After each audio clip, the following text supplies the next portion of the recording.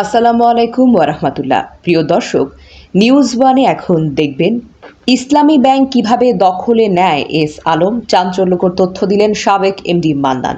বিস্তারিত জানতে ভিডিওটি না টেনে দেখতে থাকুন। 2017 সালের 5ই জানুয়ারি ইসলামী ব্যাংক দখল করে নেয় মোহাম্মদ সাইফুল আলমের মালিকাধীন এস আলম গ্রুপ। কিন্তু কিভাবে দখল হয়েছে সে বিষয়টি সাধারণ মানুষের অজানা থাকলেও এবার কথা বলেছেন ইসলামী ব্যাংকের তৎকালীন ব্যবস্থাপনা পরিচালক আব্দুল মান্নান। আব্দুল মান্নান বলেন, 2017 সালের 5ই জানুয়ারি ভোরে প্রতিরক্ষা গোয়েন্দা মহাপরিদপ্তরের কয়েকজন কর্মকর্তা কচু ক্ষেতের ডিজিএফআই কার্যালয়ে তুলে নিয়ে যায়। শুক্রবার ফোরাম ফর বাংলাদেশ স্টাডিজের আয়োজনে ব্যাংকিং খাতে দখলদারিত্ব উচ্ছেদ শীর্ষক ওয়েবিনারে অনুষ্ঠিত এক সভায় তিনি এসব কথা বলেছেন। আমাকে খুব মেহমানদারি করা হয়েছে, এটা এটা ঠিকই। আপনার এই ব্যাপারে ইকোনমিস্ট লিখেছে, প্রথম প্রথম তারা বলেছে, আমার যতটুকু জানা আছে প্রথম আলো রিপোর্ট করার চেষ্টা করেছিল। পরবর্তীতে যারা আমাকে মেহমানদারি করেছেন, আমার মেজবান যারা, তারা কিন্তু প্রথম আলো ঘেরাও করেছেন। প্রথম আলোতে রাতের বেলা প্রেসে গেছেন এবং সেখানে গেছেন এবং সম্পাদককে বোধহয় হসপিটালে তাকে পেয়ে সেখানে গিয়ে চাপ দিয়েছে যে যদি আপনি হেডিং পরিবর্তন না করেন এবং কন্টেন্টস পরিবর্তন না করেন তাহলে পত্রিকা কালকে বাজারের মুখ দেখবে না। প্রথম আলোর ব্যাপারে হলো এটা। আমি একটা পত্রিকার ব্যাপার অন্তত জানি। কাজেই কি ধরনের একটা পরিস্থিতি তখন ছিল, এই পরিস্থিতি এই দুই এক কথায় বোঝা যাবে। আমাকে যথেষ্ট মানে আমি আমি ঘাবড়াই নাই এবং আমি শুধু বলেছি যে হযরত ওসমানকে যখন নাকি হত্যা করার জন্য যখন নাকি ঘেরাও করা হয়েছিল, আমি এই কথা বলেছি তাদেরকে। তখনকার যিনি প্রধান ব্যক্তি ছিলেন ওই বিভাগের, তাকে বললাম যে দেখেন, আমাকে নিয়ে আপনার পেরেশান হওয়ার কিছু নাই। হযরত ওসমানকে যখন আক্রমণ করা হলো মারার জন্য, উনি বললেন যে আমাকে হত্যা করা হতে পারে কিন্তু আমি বায়াতের চাদর খুলবো না আমার গা থেকে, অর্থাৎ খিলাফতের দায়িত্ব থেকে আমি আমার শরীর থেকে খুলবো না।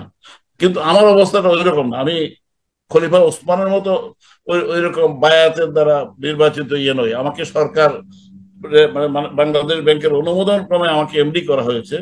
এখন বাংলাদেশ ব্যাংক যদি চায়, হ্যাঁ, তাহলে সেটা হবে। কিন্তু বাংলাদেশ ব্যাংকে আপনি দেখবেন যে পরিবর্তনগুলো যে হয়েছে, সম্ভবত ওই দিন রাত পর্যন্ত স্যারেরা অফিস করেছেন এবং অফিস করে ওই দিনই এই পরিবর্তনের প্রক্রিয়াকে তারা দুরস্ত করে দিয়েছেন, আইন সিদ্ধ করে দিয়েছেন। এগুলো কিভাবে হতে পারে একটা দেশে যেটা ব্যাংকিং ইন্ডাস্ট্রি, যেটা বাংলাদেশের মানে প্রাণ প্রবাহ অর্থনীতি, সেই ইন্ডাস্ট্রিতে এবং এবং পরবর্তী কয়েক বছর ধরে সেখানে আপনার গিয়ে আপনারা যাদের নাম নিয়ে ইদানিং অনেক বেশি সাংবাদিকরা উচ্চারণ করেন, যাদের কথা আর কি, তাদের একটা টেলিফোনে বাংলাদেশ ব্যাংকের অনেক সিদ্ধান্ত পরিবর্তন হয়েছে, অনেক কাহিনী আছে। এই জিনিসগুলো দেখা দরকার যে কি অবস্থা তখন সৃষ্টি হয়েছিল, কারা কি করেছে, এগুলো দেখা দরকার যাতে ভবিষ্যতে আর কেউ এই ধরনের কাজ না করতে পারে, এই ধরনের সাহস না পায়। আর আমি যেটা বললাম, আমি এই প্রথম এই গত 7.5 বছরের মধ্যে আমি, আমাকে অনেকে বলেছেন, মনির হায়দার ভাই আমাকে দুই একবার কথা বলেছেন যে আপনি কথা বলেন, আমি বলতে চাইনি। কিন্তু এখন আমি মনে করি মুখ আমি আমি কথা বলার স্বাধীনতা পেয়েছি। আমি বিদেশে ছিলাম, তারপর সেখানে বসেও আমি নিরাপদ বোধ করি নাই। আমাকে ওই মানে আপনার গিয়ে হিটলারের গ্যাস্টাপো বাহিনী যেভাবে কারণে যেভাবে নাকি মানুষের আতঙ্কের মধ্যে কাটিয়েছে, এরকম প্রতিটি আমার আমার মতো লোকদের জীবন অন্তত ওরকম আতঙ্কের মধ্যে কেটেছে আর কি।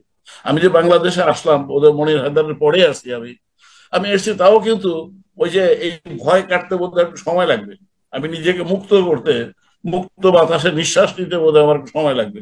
এই ধরনের একটা পরিবেশ যারা তৈরি করেছেন, আমার শুরুতে তাদের প্রতি কৃতজ্ঞতা জানানো দরকার ছিল। যারা জীবন চায় না, দুই হাত সামনে এনে যারা নাকি বুক পেতে দিয়েছেন গুলি করো, এবং যারা নাকি মিছিল নিয়ে অগ্রসর হয়েছেন যে গুলি করো, কয়টা গুলি আছে, গুলি শেষ হবে এক সময়, তারপরে আমাদের মিছিল অগ্রসর হবে, এই ধরনের ভূমিকা যারা পালন করছেন সেই জাতীয় বীরদেরকে আমি সেলিউট জানাচ্ছি।